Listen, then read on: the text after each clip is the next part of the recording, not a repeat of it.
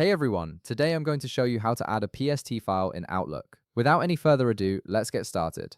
First, open your Microsoft Outlook application and log into your account. This will load all your emails and give you access to the main interface where you can manage your data files. Once your email has loaded, navigate to the File menu located at the top part of your screen where all your tools and menus are positioned. Go ahead and click on the File tab to open it. This is where you'll find all the import and export options that Outlook offers for managing your data. After the File menu opens, look for an option called Open and Export and click on it. When you do this, additional options will appear on the right side of your File menu. From this list of options, locate and click on Import/Export. This will launch the Import and Export wizard, which is the tool Outlook uses to help you bring in external data files. From the wizard window that appears, you'll see several options for importing different types of data.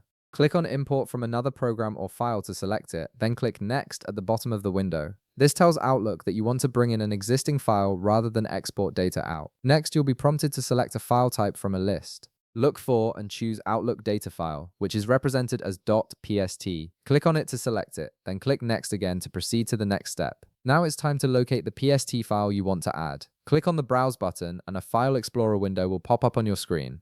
This window allows you to navigate through your computer's folders and files. Browse through your folders until you find the PST file you wish to add. Click on the file to select it, then click Open at the bottom of the File Explorer window to confirm your selection. Once you've selected your PST file, click Next, and you'll see a preview screen showing you what your PST file contains. This gives you a chance to review the contents before finalizing the import. At the bottom part of this preview window, you'll notice an Account drop-down menu. Click on this drop-down to select which email account you want to add this PST file to. This is particularly useful if you manage multiple email accounts within Outlook. Once you've selected the correct account, click Finish. Outlook will now process and add your PST file to the selected account.